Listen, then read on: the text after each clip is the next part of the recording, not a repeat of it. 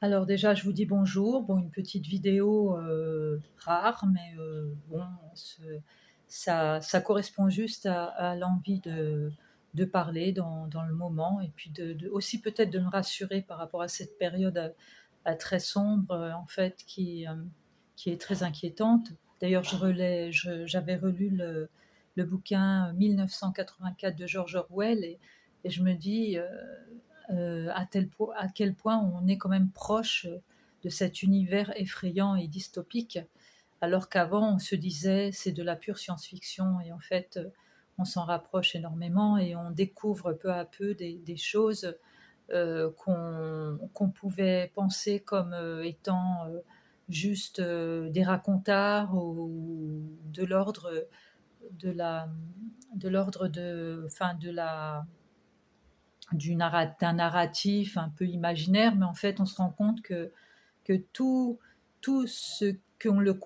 l'on considérait comme des cauchemars lointains semble en fait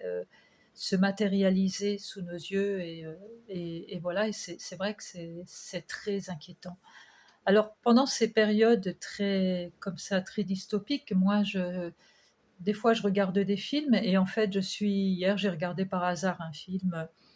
qui s'appelle, bon, je pense que la plupart connaissent, Il était une fois dans l'Ouest avec la très belle Claudia Cardinal, une des actrices les plus belles du monde.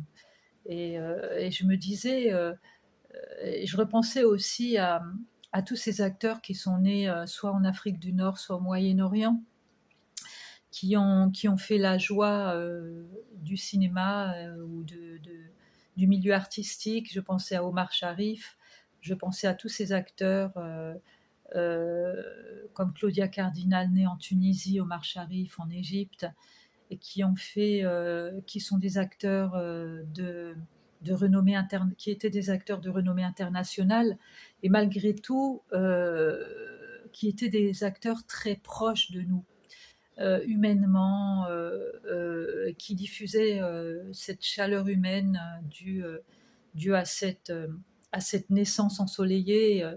et qui diffusait énormément de bienveillance, etc. Quand je voyais Omar Sharif, c'était comme quelqu'un de ma famille et pourtant c'était un acteur de renommée internationale qui était pas du tout, qui était à distance de nous, mais que on considérait comme quelqu'un qui était à proximité de nous, tant il ressemblait à un parent, à un voisin, etc. Donc moi, j'ai envie de repenser à ces gens parce que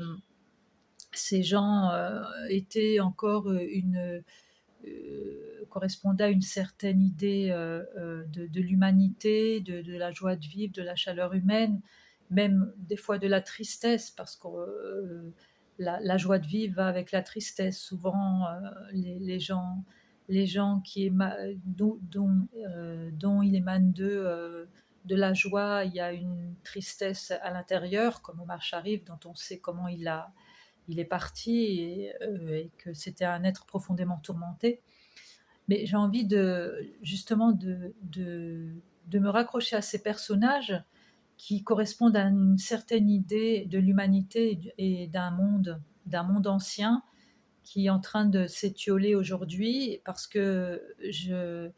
dois dire que des fois, je côtoie des personnes qui ont déserté ce monde ancien et qui sont maintenant dans un monde nouveau où l'âme humaine et tout ce qui correspondait à quelque chose d'humain est parti à déserter le terrain. Et c'est ça qui fait peur aussi, c'est que même autour de vous, vous avez l'impression que